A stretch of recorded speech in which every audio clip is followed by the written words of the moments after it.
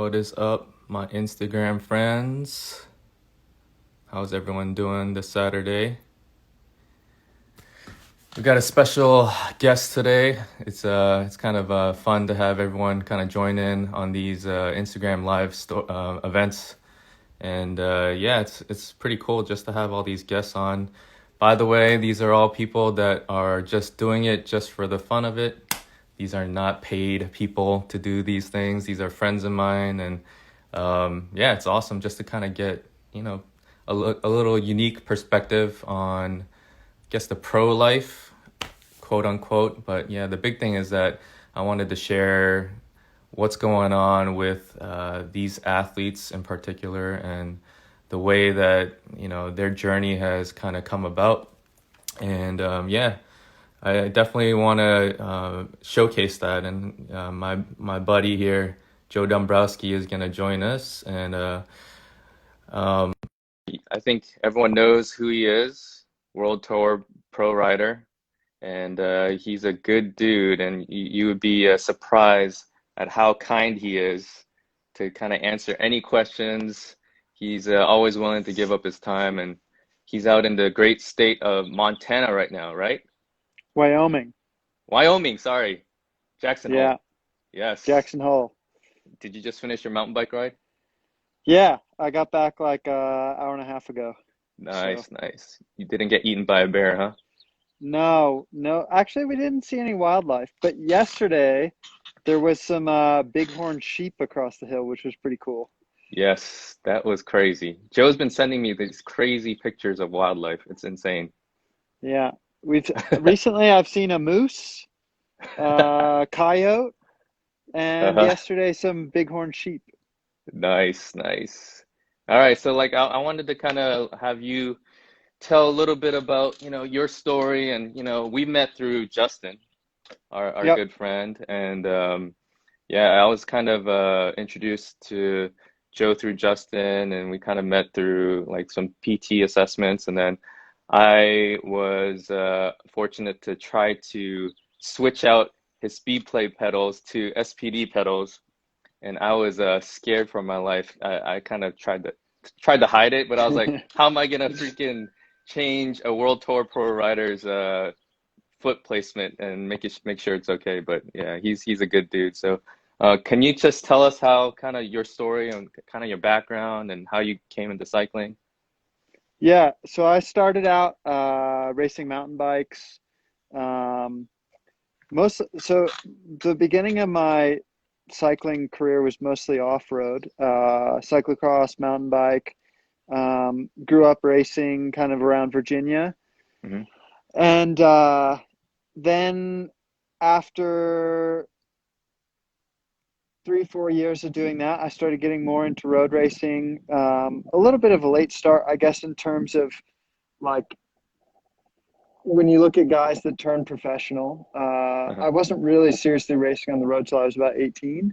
Uh-huh. Um, and kind of worked my way up through the ranks locally. And I spent 2 years at Axel Merckx's development team. Hmm. Um, and then from there, I went to Sky and was in the World Tour. And now it's my sixth season, seventh season and this year I'm with UAE Team Uh-huh. Emirates. It was a quick rise, right? That was kind of like a very fast start, right? Yeah, definitely. And there was, I think, good and bad to that. I mean, Uh-huh. particularly in road racing, there's a lot of nuance and things to be learned, which, you know, comes with time. Sure. Uh, but, in the end, I think it all worked out. So, Yeah, yeah. So you're kind of recently married now, right? yeah, as of October. Nice. So How's married life? it's good. Yeah. Yeah? It's been great.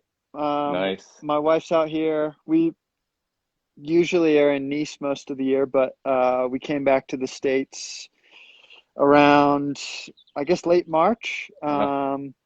And we're kind of here in a bit of a holding pattern, probably like Yep. pretty much everyone else in the world, Yeah, yeah. waiting for hopefully some good progress with all the COVID stuff, and hopefully we'll be racing at the end of the year, and yeah.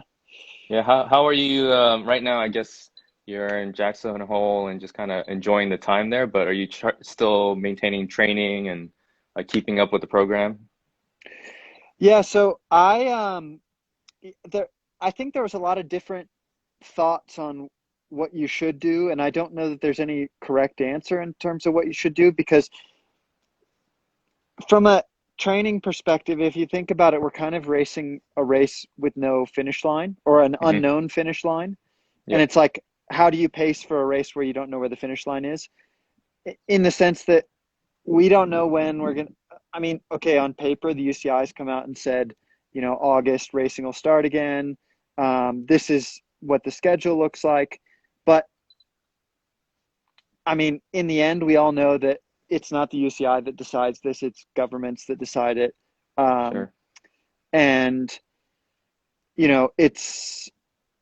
it it's their call, really. Yeah, And they're going to act in the best interest of the population at whole. yeah. Um, so I kind of just kept training. I mean, some guys were like, take 2 weeks off straight away in March. And my thought was, not that I didn't feel like I was pessimistic in thinking this, but I thought this is going to go on long enough that I think if you take a break with the aim of really building up after a 2 week break, that you might be disappointed that in 2 or 3 months you're still not racing. Sure. Um, so I preferred to take, and my coach is Audrey Van Diemen. He's in the team Uh-huh. at UAE, and he was sort of like, I can give you a training plan if you want, but also like we don't want to push guys to, okay, don't go off the deep end and Sure. eat potato chips and sit on the couch all day. But like, Yeah, we don't need to be overly specific in this time period, yeah, with so much unknown, yeah. because realistically, we're going to have a couple months, most likely, before we start racing, where we sort of have the green light and you have Uh-huh. enough time to get fit, right? Sure, sure. Um, so I thought, I think the best way to do this is to just continue maintaining a good overall level of fitness. Hmm. And, if that means you do 2 or 3 weeks of good training, and Hmm. then if instead of really like an active recovery week, if you want to take 3 days totally off, Hmm. and that's what keeps you mentally fresh, then maybe Sure, that's a good way of going about it. sure. I mean, again, in the end, it's like I don't know that there's any right answer, Hmm. because no one really knows exactly how this is going to play out. But Yeah.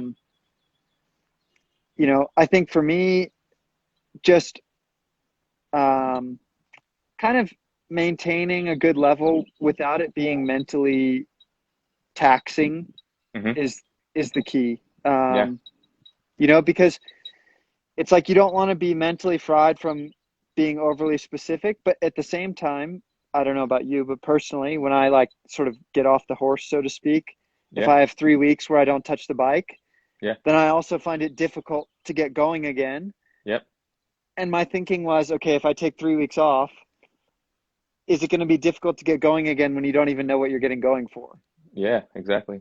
It's almost like you don't really have the goal yet. You don't know when it's gonna all start. So like I know that for you, I mean you're constantly training and I think most of the people that are in this right now, they understand kind of the cycles of training. Um, how do you keep you mentioned kind of like mentally fresh. Are there things that you do outside of biking that kind of keeps your mind fresh and keeps the motivation, stuff like that that kind of gets you amped up? Yeah, I would say, you know, trying to take advantage of this time with family that I spend most of the year overseas, Sure. and it's typically only in that period from, let's say, Thanksgiving to New Year's where um, I'm back around family at all. Hmm. And, you know, it's been nice, I think, to catch up and spend more time with family doing things that I don't normally get to do. Yeah. Like we were doing kind of once a week, getting together, and my wife's family, a few of them play guitar, so we were kind of like they had a bit Nice. of this like family band going. Jam sessions? Uh, Yeah. Yeah, and it was, Yeah. everyone brought some food, jam Yep. session, Yep. um, and just doing something like that, and totally being flexible about, Yeah. you know, training. Like, if if they want to do that, then I'll take the day off, or like maybe I'll ride my bike there and meet Sure. everyone, um, and just, keeping everything ticking over, but being really low stress about it, because Yeah. in the end, stressing about like, the all the ifs Yes. when, You I don't know the think. answers. Right, totally. And Yeah. I mean, that's not only athletes. I think a lot of people all around the Sure. world are in the same situation where there's a Yep. lot of unknowns. Yeah. Yeah. I think that's I think everyone sees from the outside a pro athlete is almost like a machine, right? And they think that they're just hitting it hard all the time. They're just hitting their numbers, their goals. But you go through like waves, right? There's always like ups and downs, and that's kind of how you rebound from like injury or things that have set you back a little bit mentally. Like that's kind of like the key, right? To keep stay the course. Yeah, I think so. And I think also, you know, particularly when you are speaking about professional, like elite level athletes, Uh-huh. I think that, um, you know, the difference between when you're really at your highest level Hmm. and when you've done the training but maybe not everything's totally perfect.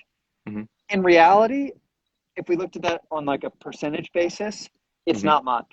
Yeah. you Yeah. know I don't mean like off season, haven't touched the bike in 2 or 3 weeks, but Sure. like in season the variation shouldn't be that great. Sure. But where there is great variation is, I think, in your sort of mental game. Yep. Um, and you know, uh, it also goes, I think, looking at an athlete to athlete comparison. Hmm. If like within cycling, for example, if you look at a Grand Tour, Hmm. even the difference. I'm not saying that a sprinter is going to be able to climb with the climbers, because it's not going to happen, right? Sure. Exactly. But again, like back to that percentage difference between, you know, the first on GC and last on GC in a Grand Tour, Hmm. the difference isn't so great, and Hmm. you're working in really small margins, Hmm. especially as with anything in life. The higher the level and the more competitive it gets, the margins between the people Yes. are only smaller and smaller. For sure. And Yep. that's where I think also being really mentally strong becomes huge. Yes, and I think that's actually a good segue because I've been trying to ask this question for everyone, and I want to ask it especially for pros. Like, how much of a percentage of what you attribute your success to is your talent, or is it more the effort, the daily grind, and the discipline that you have? Hmm. I would say, yeah, I would put it more this way. Hmm. That I think that to probably to make it to, let's say, the elite level Hmm. of really any sport, I think Sure. there's probably an element of you just need to be talented enough to do it, right? Yep. Yep. Um, but then once you're in that realm of these elite individuals, I think that then the kind of how your sort of mental game is, work ethic, Hmm. attention to small details, and really focusing on executing in the Yeah. event Yeah. becomes more and more important. Yep. Uh, because, I mean, obviously, I know cycling, and it's the Hmm. same really in any sport. It's Yep. like I remember my first team I was at, one of the first things that the sort of one of the general managers of the team in Sky said was, just remember that everyone thinks it's hardest to get your first pro contract, Uh-huh. but actually it's your second pro contract that's the hardest, Interesting. because all you had to do is prove that you were the best among your, upcoming group of young Sure. talented guys. Yeah. But now that you're here, everyone was one of those where they were the best in the world amongst the young guys, right? Yeah. The So margins are slim. right. And it's like basically he was like, don't think that you've made it because you Sure. haven't. Yeah, yeah. That's so true. I mean, even for, business, and I'm doing these IG live events because I kind of want to relate to life in general as professionals, whatever you do, whether it be a physical therapist, doctor, lawyer, whatever, everything that you do, it's not like, you know, all of us have to have that professional mentality, like, having the discipline. That's what kind of sets you apart. And I think that goes across the board for every walk of life. And I think I Yeah. love hearing that. So that's awesome. Like, so for you, I'm sure you've battled injury. I know that you've had the well-documented hip injury, right? So the Hmm. iliac artery thing. So how did you deal with that? Or first off, I guess, what did you have? Can you share kind of your struggles with that and all the things that were involved with that? Yeah. I mean, that was a pretty drawn out thing. Mm-hmm. And I think that's not uncommon Mm-hmm. amongst athletes that deal with that in part because the symptoms are kind of strange. Like Uh-huh. it's hard to pinpoint what it is. And Uh-huh. if you're familiar with that injury, it's like, oh yeah, easy. Yeah. Um, but if you're not, then and essentially it's uh, level of claudication of the artery, the Yeah. iliac artery, which kind of Yep. comes off the aorta, splits onto each side, and goes into your legs. Yep. And it was just sort of a vague, like lack of power in one leg, I would say. Mm-hmm. Mm-hmm. Um, and I wasn't sure if it was like a neural thing Sure. or because it was almost like you know I haven't had cramps in like ages since I was Yeah. like a Yeah. junior rider, but Yeah. Yeah. it Yeah. it was like essentially like one limb was cramping and it didn't, but it was like very much, you know, you could count on it. Like Uh, if I do 350 watts for 5 minutes, then I have this thing going on, right? yeah. Yeah. Um, and in the end, actually, the initial diagnosis is super simple. It's like Uh-huh. they just do an ankle brachial index. Yep.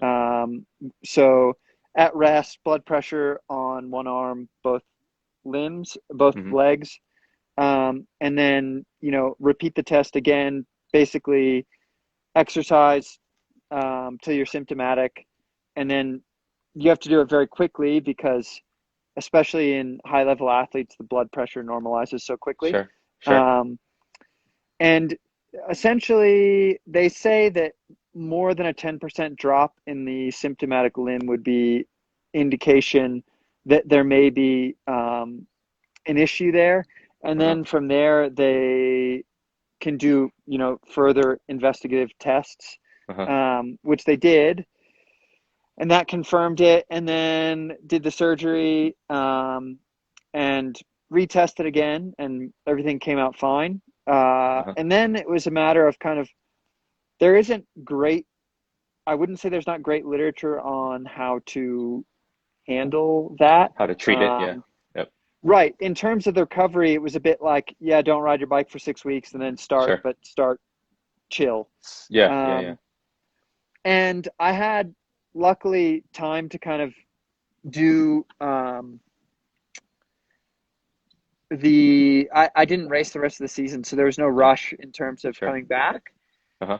And I just started really gradually building up training. And then I would say the one thing which I think became more important, and I no one there isn't also there's not clear evidence on why the injury happens, Mm-hmm. but I think it can actually be like, obviously it's a vascular issue, but I think it can Mm-hmm. stem from a musculoskeletal issue, Sure. Sure. um, in the sense that that artery kind of sits in front of the psoas. Psoas is obviously very active in cycling. Yep. You have a lot of repetitive hip flexion, Yep. and the damage is not obviously from, it's not arthrosclerosis in the sense that you have an unhealthy lifestyle, Yeah. Yeah. but it's more mechanical, right? Sure. And again, I don't really know if there's a lot you can do to prevent it, but I do Mm-hmm. know that I was not as solid of an athlete in my first 2 years as I am Mm-hmm. now. Hmm. um, in terms of just general, I would say, robustness, Sure. and, you know, focusing on, um, good strength, mobility. I mean, I would say that's still a challenge for me, and Hmm. some of it, in cycling, someone with my build, it's like with really long limbs, it's obviously more to control, right? Sure. Yeah. So, I mean, and this is more your area of expertise, but as an example, Hmm. it's like if you're if you get on the trainer and we look at you on some sort of like 3D analysis, Hmm. if you have a ton of medial deviation of the knee on the downstroke, Yeah. and but then also like your lateral hip musculature, glutes are sort of Hmm. inactive, weak, Sure. not firing, whatever, Typical. then Yep. right, over time, that's going to be, it may be that you can handle 15 hours a week of training like that, Sure. right? Yep. But as you progress as a cyclist, and let's say you become professional, you're in the world tour and you start doing Hmm. things like grand tours, Hmm. and then maybe you're looking at, I don't know, 30 to 33, 34 hours a week of racing for three Yeah. weeks straight. Yep. If you're not, if you don't have that general, like, sort of robustness to handle that volume, Yeah. you're going to have problems. Sure. And Yeah. it's not just a lack, your performance won't be as good as it can be, Hmm. um, just in terms of maintaining that power on the bike after 3, 4, 5, 6 hours. But Sure. also, you're going to be, it's going to be easy for you to have, overuse injuries basically For sure. manifest themselves. For sure. And like, how did you kind of get over that mental hurdle of kind of having that setback initially? Because that was early on, right? Yeah, it was in my first 2 years as a Yeah. professional. Yeah. Yeah. And I would say, you know, I was really motivated to come back from that. And I think Hmm. that's common in athletes. Like, you want to basically prove people wrong, right? Sure. And Yeah. I think, you know, injury can be good for that, but anytime that you can channel that, it's always a good thing. Sure. Of course. That's the motivation that you kind of drive within yourself, right? Yeah. Um, so your experience with multiple teams, so with Sky, Cannondale, UAE, so like how has your role changed with all those different teams? Has it changed at all? I would say yes. In Sky, I was a Neo Pro, Hmm. um, first team. So I would, you're kind of there to learn. Sure. Um, and the hope is that you develop and do Hmm. well, but then over time throughout your career, you fall more into kind of a niche, Hmm. and then you're contracted by teams more on account of, like, we want to see you do XYZ, like, Sure. this is what you're here for. Yeah, yeah. Um, so I would say there's some evolution there. Uh-huh. And I have to say, this year it's been really cut short. I've only done a couple races, because Sure. the season more or less came to a halt in early March. Uh-huh. But I so far I've really enjoyed, um, being at UAE. Hmm. I To be honest, coming to the team, I wasn't sure totally what to expect. Sure. Uh, it's definitely a very Italian team, or it came out of a very Italian team, but it's Uh-huh. becoming more and more international. Uh-huh. Um, and the sort of support structure around the riders, I would say, is really good. That's awesome. And similar, I think, to what I saw in Sky, in that they really are building a performance team around the riders. Hmm. And that evolution has occurred over the last year or two. Awesome. And I think within the team, you see that, within the results of the team. I mean, in their first year or two, they kind of struggled Hmm. and they were near the bottom of the world tour. And then last year in their world tour rankings, they were the fourth team in the world tour rankings. And it was a Yeah. big jump. Yep. And also, even at the start this year, I mean, they were winning races left and right. Hmm. Um, so I feel like it was a good move, and that you're kind of on a team that's moving in a good direction. Yeah. And that's why you joined, right? Yeah, I felt Yeah. like it was good to have a change of pace. Uh-huh. And I knew some people who had worked in the team. Actually, Uh-huh. the Jim Miller, my coach who I worked with last year, Uh-huh. he was in the last few years working also for Training Peaks, and he Uh-huh. through that job basically he was going to a number of World Tour teams training camps. So, Uh-huh. he gets a good, I think, kind of feel for what's going on. Sure. And I was kind of asking him, this was summer of last year Hmm. when I was trying to figure out what I wanted to do. And he was like, I'm really bullish on UAE. I think they're going to be a great team. Like, if you look Uh-huh. at the way they're changing the culture there, they're bringing in, great people from the sort of coaching, nutrition, Hmm. medical, sports science staff. Yeah. Um, and that the people they brought on board, it's going to be a great program. Hmm. And I trust Jim a lot, and Yeah. I would say that was one of the biggest deciding factors for me. Yeah, that's awesome. I mean, having someone to really kind of guide you, that's and have the connections is, obviously helpful. But yeah, that's awesome. For right now, I mean, that have you been watching the Lens documentary? I watched. Is it just the first episode out for now? Yeah, yeah, I think tomorrow's the second one. Okay. I Yeah. watched the first one. I'll have to watch the second one. I thought it was pretty good. Yeah, yeah. And so like what do you is there any like insight through all that? I mean, obviously with the past in cycling and the bad history of all that. And now it's like almost bringing it up to the forefront again in people's minds Right. because obviously a lot of people are watching that documentary.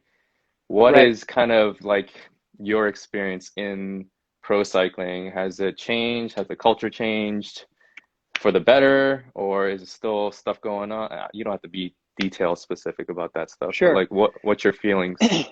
I think that, you know, I think it has to have changed in the sense that it's something that, as a rider in my 6 or 7 years as a professional, Hmm. um, I've never seen, I mean, I've never been exposed to that. Uh-huh. Uh, and it's, I would say it's confined to, like, okay, maybe it happens, but you don't know. Sure. And if no one knows, compared to in the past, like, you have the impression that in the past it was like very much in the open Sure. and, Yeah. a known thing. I think culturally, it's probably far less prevalent than it was Yeah. in the 90s, early 2000s. I mean, it's naive to say that doping doesn't exist, Sure. because for Of sure it course. does.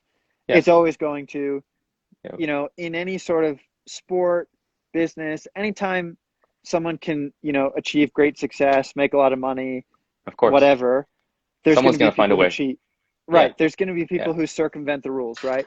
Yes. Um, but I But it's think, frustrating. How do you deal with that though? Like how do when you know someone blatantly is cheating and you know that the results are a result of that and that's affecting your career, money, podiums, spots and stuff like that. Like how do you sure. internally deal with that? That's tough. I think that in the end, you can't focus on it as an athlete, because I think that if you get caught up in that, Hmm. it's going to be it.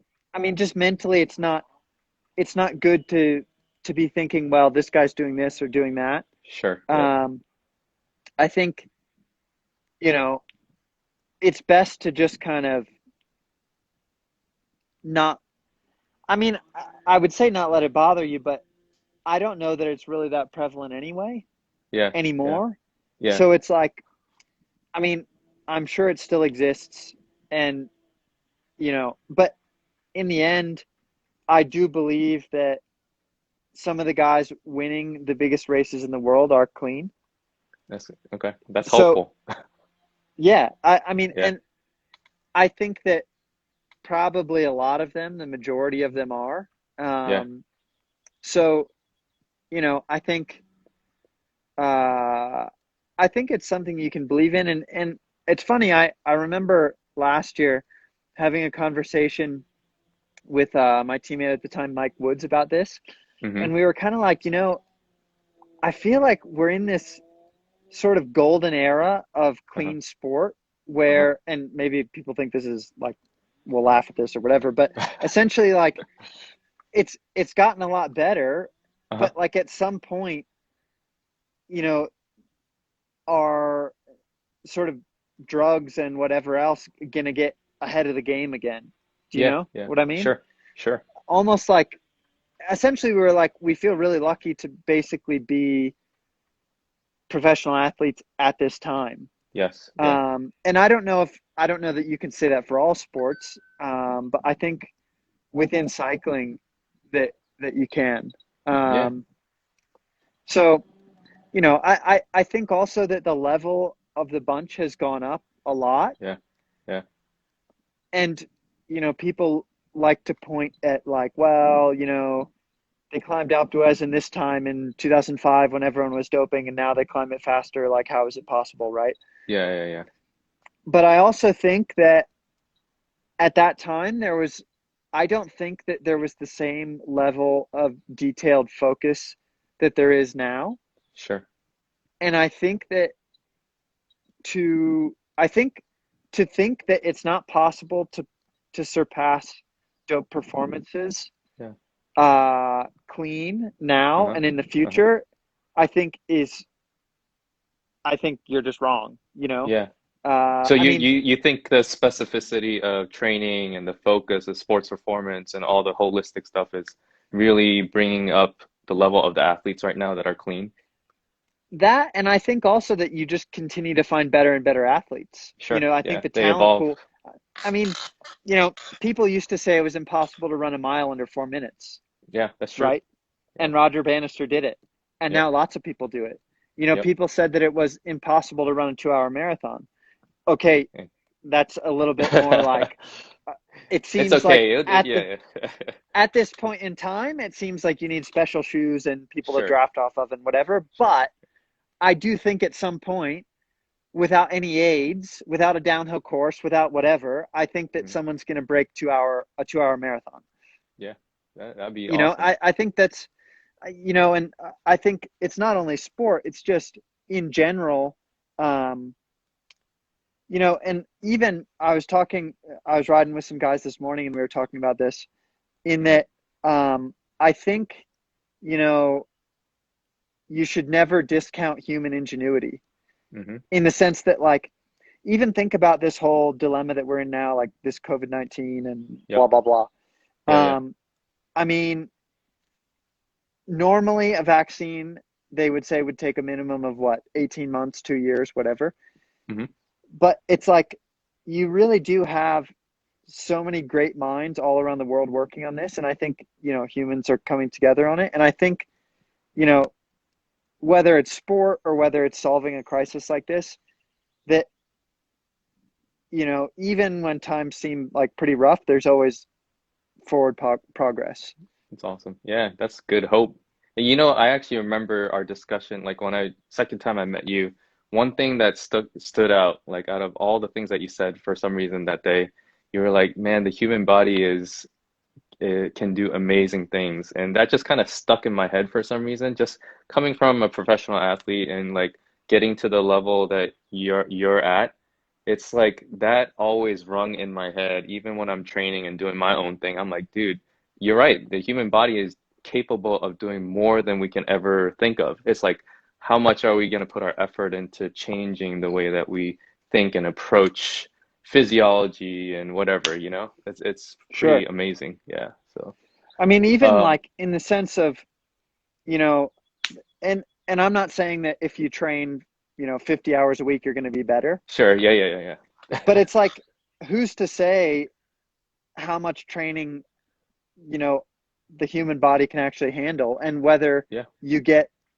whether you continue to improve Yep. based on that training load, Mm-hmm. or not, you know, and Mm-hmm. I think, you know, I think the human body, and also I think an important part, the human mind is hugely adaptable and hugely For sure. elastic, you know? For sure. Yep. Uh, Neuroplasticity, for sure.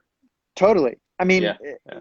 it's the same like we were talking before. Like if you have, you know, 3 weeks off the bike, how hard does it feel to go for a 2 or 3 hour ride? And some of Mm-hmm. that is, okay, yeah, you've lost some fitness from a physiological perspective, Uh-huh. but some of it is just that habituation of like, I got to go out Yeah. and do this again, you know? Yeah. Yeah. It's the mind. Yeah. That's so Yeah, true. Yeah. Um, I think for cyclists, right, specifically, we're so analytical. Just the nature of the sport now, right? Because we have power meters, we got heart rate monitors, we got everything, right? We got Whoop and all that other stuff. yep. What do you say to the local cyclists, the Cat 1, 2, 3, 4, that is so, you get a lot of these, right? Because obviously we're so analytical and we see all the power numbers. What do you say to these people that are trying to be better, but they can't see the forest for the trees kind of thing? We're so detail oriented. What do you Right. kind of give as advice, I guess? I would say that not um, not everything that is measured or can be measured matters, and not Hmm. everything that matters can be measured. That's a great saying. Yep. I mean, you can get so in, and I think, part of the problem is I think that you can get into this mode where, and I've done this as an athlete. I think it's common. I think it's really common in cycling because it's so easy to quantify and measure things, Sure. particularly Sure. with the advent of a power meter. It's Yep. like there's so much data, right? Yep. Uh, and, you know, it can get to be this thing where you are focused on this sort of self-validating mode Hmm. where you're like, I did 5 hours, or I did Yep. this many kilojoules, or I climbed this Yeah. many meters, or Yep. I did, X many watts for this many minutes for blah, blah, blah, blah, blah. Yeah. Yeah. Yeah. And Yeah. it's like, in the end, it's like we could pick so many different variables to focus on. Like, it's like, well, what about the fact that, you did this, but it was 20 degrees warmer today, and the stress Sure. on that, or you're at altitude, or it was the fourth day in a row of hard training you did, or Yeah. XYZ, right? Yep. So I think in the end, um, I I do think the data is useful, Hmm. but I think also you have to just be able to honestly have a self dialogue. And I think also I think a lot of the value in a coach Hmm. is being able to just say, well, how'd it go? Yes. How'd I feel? Yep. Um, that sort of thing. Yep. Uh, because sometimes I think that just, perceived exertion Hmm. juxtaposed against the effort that you did quantified, um, by all the data that we can collect, Yeah. is more useful than anything. For Uh, sure. so Yeah. And sometimes you have to send it. Like, I exactly. think, yeah, it's just like for me, because obviously I'm working with a lot of endurance athletes.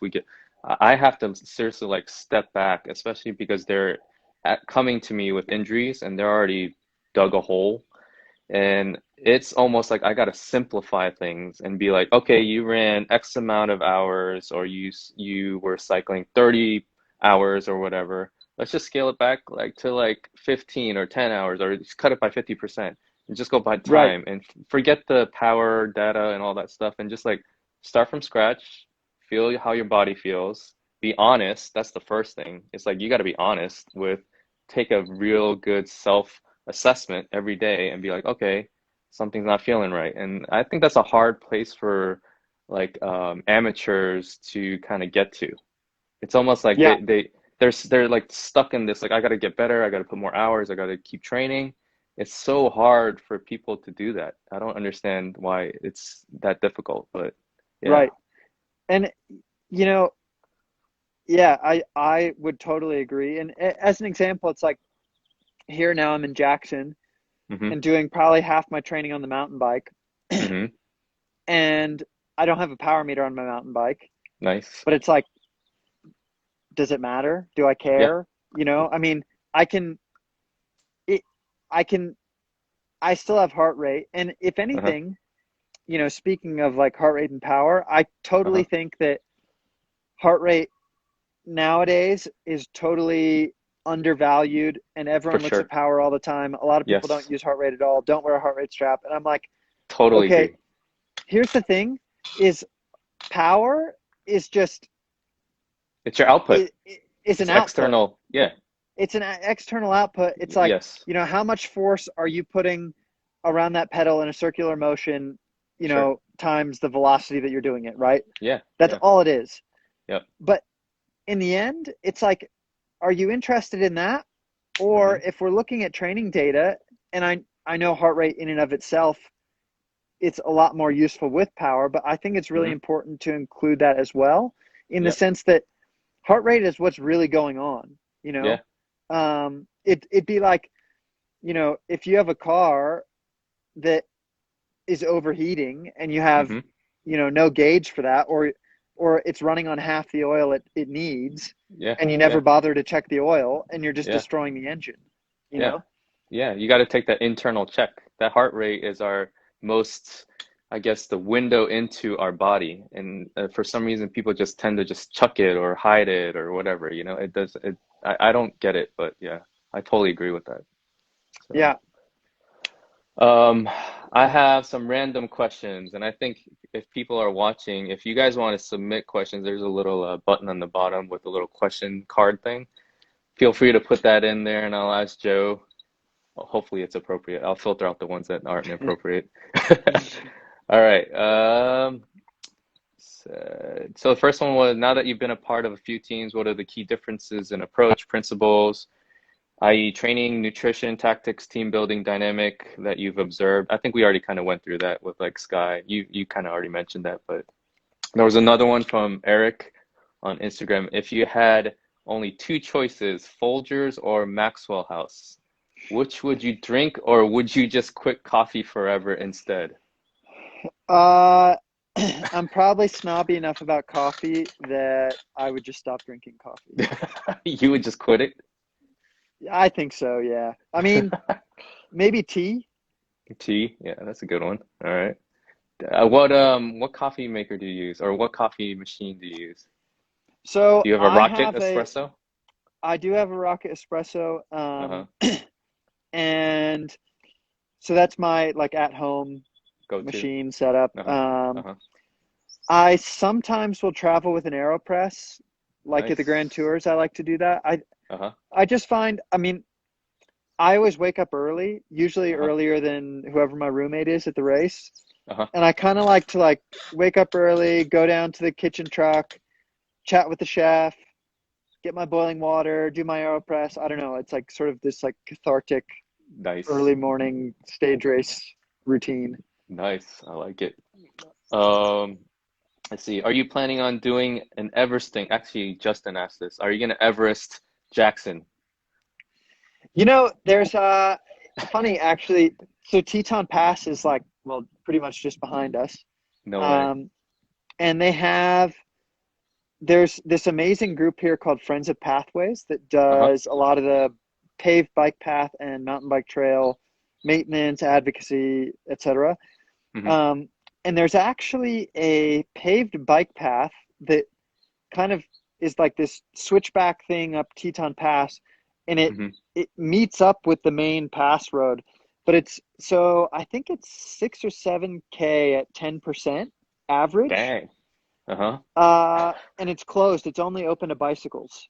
Dang. Um, and then you can bomb down the main road, which is wider at, Uh-huh. super high speeds because you're at like, I think the top is, I don't know, 8,500 feet or something. Crazy. Um, so we were So you're sort of gonna do saying like, it? if you, I don't know, I had this other idea a few years ago, which never really, I mean, I just never really acted on it. Uh-huh. But here's another one for you. What do you think about Uh-huh. this? Uh-huh. So, what about instead of Everesting, this is more painful, but it's more concise. Okay. Um, Basically, you can go use any climb you want, any road you want Uh-huh. outside. How many meters can you climb in an hour? The hour record has gotten popular in the last 4, 5, 6 Yeah. years in cycling. Yeah. Uh-huh. What if rather than on a velodrome, we say, Uh-huh. okay, go find, obviously it's not possible for everyone. Uh-huh. Uh, I mean, I suppose you could do it on a short hill, but ideally you'd have, a long alpine climb. Sure. But essentially, how many meters can you gain in an hour? And it's kind of Oh. an interesting thing because, like, you could go super lightweight bike,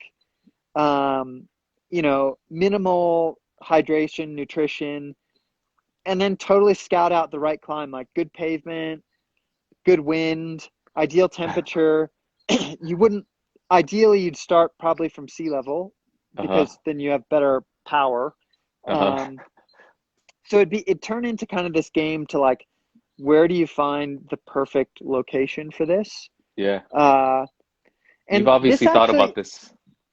yeah, I thought about it, and I mentioned it a few years ago to some of the guys at Strava, and they were like Uh-huh. totally into it. They were like, we would totally create like a global challenge for this. Dude, they should. Um, and I was thinking like, actually, now that we're in this time where like lots of people are out exercising Uh-huh. and wanting to get out of the house, but like we're not really getting out of the house and exercising together for the most part. You're Sure. kind of everyone's doing their own socially distanced things. It's Yeah, kind of a cool idea. that's a good idea. You should And pitch that Everesting again, man. takes like 8 hours. That is Yeah, dude, that doesn't really a sound long fun. time. Yeah. No, You need like support and all that stuff. Yeah, that's not fun. totally. 8 hours for you, maybe like 20 hours for other mortals. I saw someone Emmanuel Bookman broke the record in like 7 hours 15 or something recently. Holy dude, that's crazy. But All it right. Uh-huh. apparently they said it didn't count because he went up a climb down the Uh-huh. other side and did all the on the other side, and I guess technically it has to be all on the same climb. Oh, so okay. I didn't know the technicalities behind that. Yeah. All right, one piece of advice you give high school athletes aspiring to go pro. I would say, and I think the literature supports this, Mm-hmm. don't overly specify too early. Yep. Yep. You know, I think if you look at a lot of great athletes, Mm-hmm. like really, some of the best in the world, Yep. it's surprising at what point they start to really focus on a particular um, sport or Uh-huh. discipline within a sport. Yep. And, there's probably also something to be said for how long you can. I think it's hugely variable based on how your approach towards competition and training is. But Yeah, there may also be something to said for how long you can love doing what you do. And, exactly. so if you're, I'll just say like somewhat of a tangent, but somewhat related. I Mm-hmm. hate when parents push kids to do something the parents want them to do rather than the kids All the just time. following Yes. what they want to do. Because Yep. in the end, I can tell you as a professional athlete that if Mm-hmm. the kid doesn't love doing something, they're not going to put in the sacrifice and be able to dig in enough to be a world beater at it anyway if it's Exactly. just something you want them to do. It has to Exactly. be this intrinsic sort of love and passion for the sport. You can't force it. You're right. Let's see. Justin asked, do you think you're capable of stealing Justin's KOM up the butte just out of Jackson Hole? Uh, I think This so, is a but yes or no answer. I think so, but also there's this trail like right across from the driveway that's the access to the Cache Creek trails here in Jackson. Uh-huh. And Justin tried to take the Strava when he was here last week, and I'm pretty sure I went a minute faster than him today, and I took Oh, down the Strava. I'm gonna check it. I'm not gonna lie. I actually have asked Justin to kind of get me some KOMs locally here. I'll just draft behind him and then just go for it at the end. I Ooh, try to you're gonna cheat. get flagged. I'm gonna get flagged, I know, but I tell him not to upload. All right. Good Peter idea. asks, "What We does have a Joe friend think?" here. Oh, nice. That yours? No, it's our neighbor. Oh, nice. All right. What does Joe think his niche will be? Climber? Sure. Sure, sure, sure. I'm just doing an interview, but I'll pop down. That's our neighbor. Oh, nice. What does Joe think his niche will be? Climber. You're already a climber. Yeah, definitely a climber. Yeah. You like high I altitude. mean, I do like high altitude. Yeah. I was actually speaking of Justin, we were talking about it. Like, I also like the feeling of kind of like pushing hard at high altitude. That Uh-huh, like uh-huh. real like ventilatory Crazy. threshold feeling. Dude, you're You you're don't like insane. that? No, I hate it. I build lactate so quick, it's not even funny. My legs are toast in 5 minutes. All right, let's see. How did you change your bike fit in the last 6 years? I would say over time it's gone a little bit more aggressive. Uh-huh. Um, and I think that is largely based on the flexibility, mobility.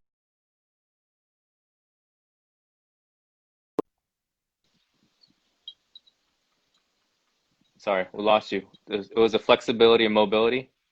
Flexibility, mobility, and I think sort of core stability to be able to handle that, you know, slightly more aggressive position. It's still not nearly as aggressive as some guys, but maybe a bit of a work in progress. Nice. All right. Let's see. Leading up to a Grand Tour, what specific training do you focus on the most? Probably goes in Um, cycles. I would say pre-Grand Tour tend to get in a couple altitude camps. Uh-huh. I think getting in those blocks of altitude is pretty important. I would say no one really goes to Grand Tours anymore without doing altitude camps. Yep. Um, and I think, from winter on, just like a steady build in volume, intensity, and, you know, the World Tour calendar, you get quite a bit of racing too. So, Yep. it's also balancing that. Like, you don't always need to be belting it every time you go out the door training if you've got 30, 40 race days before a Grand Tour. Yep. um, you get a good mix of intensity through that alone. You got to peak at the right time. All right. Carlo Bortoloso asks, how many hours you train in a week in this time? So I've been doing anything from the shortest weeks have been like 13, 14 hours up to 30 hours. Mm-hmm. Mm-hmm. um, I would say in my mind, if we start racing in August, my plan is I came out here, I'm at altitude. Mm-hmm. I had a couple easier weeks, like 14, 16. This week will be like 21, 22 hours, but like Mm-hmm. not a lot of intensity, just kind of Mm-hmm. Base. riding, mountain biking. Yeah. Mm-hmm. And I'll probably do a big block of volume, because I think that pairs well with altitude. Like Sure. it's a little bit tougher to do some of the intensity, Mm-hmm. and then focus a bit more on the intensity when I come back down pre-racing. And I would say peak hours would be, I don't know, not more than 32 hours a week, 30 hours a Okay. week, Cool. um, which, I mean, that's a lot of bike riding. Yeah, it is a lot. That's crazy. Full-time job, man. One last question I have, let's see. Someone asked about HRV. Do you use HRV? I have Uh-huh. in the past. Uh-huh. You know, I do think it's useful. Uh-huh. Um, I do think it's accurate. Like, definitely one of the most pronounced instances I would say is like when I've gotten sick or before I've gotten sick, it shows up in the HRV data. You would see it, the trend. Yes, Uh-huh. yes, and also that I've used both the Whoop and the Aura Ring, and Uh-huh. I don't know if the Whoop does this, but I know the Oura Ring, it does like overnight temperature. Yep. Yep. And it's really interesting when I've gotten sick using the Oura Ring, the temperature goes right up, and it's basically up until I get better, and then it goes back down, and it's like, well, Hmm. obviously it does, but Yeah. Yeah. Yeah. um, it's just that maybe it picks up on that before you would symptomatically if you Yeah. weren't measuring it. Sure. Sure. That said, and I've heard this with other athletes, particularly, you know, Grand Tour cyclists. It's like, let's say in a Grand Tour, you don't necessarily want or need or want to know that, like, okay, yeah, you slept like shit, your Yeah. recovery Yeah. shit, Exactly. you know, you're Yeah. not good. Yeah. Uh, and You I should know that found, internally already. right. Yeah. And I guess I found that I do think it's good information. Uh-huh. But the other thing, I really think that data is good Uh-huh. and it's good to collect data if you do something or make an action based on that data. Exactly. And I think early on, the HRV stuff was helpful in that it could sort of, um, as an example, it's like, okay, I need to get to bed at my normal time, you know, Yeah. and keep a good schedule. Sure. One thing that I definitely noticed is not that I drink very much or very often, but even in having like one beer or one Hmm. glass of wine, like it would show up in the HRV. Yep. Uh, Yep. but I guess in the end, I was kind of like, if, I mean, am I actually going to change anything based on this data? Yeah. And Yeah. that's the question. And it's like, if, so I think if, as an athlete, if it means that you're better about getting to bed or maintaining good sleep hygiene, It's or worth it. then I think it's worth it. Yeah. Yeah. I think if you tend to do the things anyway, Uh-huh. and then maybe it's not necessary. Sure. And I think it's best avoided if you feel that it's going to be within competition, that Yes. that extra data is going to be detrimental to your sort of mental game, Yeah. um, which, you know, is not only HRV. I've seen, I mean, I don't do this, but I know guys that on their head unit in the race, they Hmm. tape over heart rate or they tape over power Because because they they don't don't want to want to see it. see it. Yeah. Yeah. Yeah. Exactly. Yeah.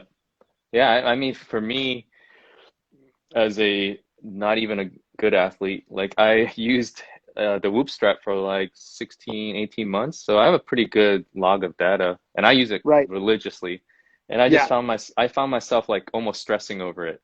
Like, Right. and finally I was like, dude, I know how to listen to my body now. I mean, I've been training enough. Yeah. I'm a mature athlete enough to kind of be like, all right, let me listen to my body. And I think that's a key factor. And like you said, it's just like you need to understand how to interpret that data and use it wisely. And Totally. yeah, and that's kind of like the thing I promote with most people. I go, listen to your body, listen to yourself. That's the Right. key takeaway. So, Right. And I think that's part of becoming a better athlete over hmm. time is Hmm. you are only going to get better at, you know, almost like you have your own personal dashboard, like in a car, and you Yep. have your own tachometer, and you know, you should be able to have a good read Sure. on how things are going Uh-huh. based on your feel. Yep. Um, and I think, you know, having a coach that you can balance that with is really important. Huge. Um, because sometimes that internal monologue dialogue can be detrimental too. Exactly. So sometimes you need someone that kind of gets you out of your own head or has an outside perspective, Yep. um, you know, to maybe push you when you need to be pushed, or to kind of tell you to just chill out when maybe you're obsessing over things that don't matter, Yeah. or you need to rest or whatever. Cool. Yeah. And on that note, I think we only have 30 seconds remaining anyways, but that will be the plug for getting a coach. You gotta get a Do it. coach, man. That's huge. I'm telling Yeah. everyone that. So thanks, Joe, for hanging out with us, man. Thank you. I appreciate it. Have fun. See you soon. See ya.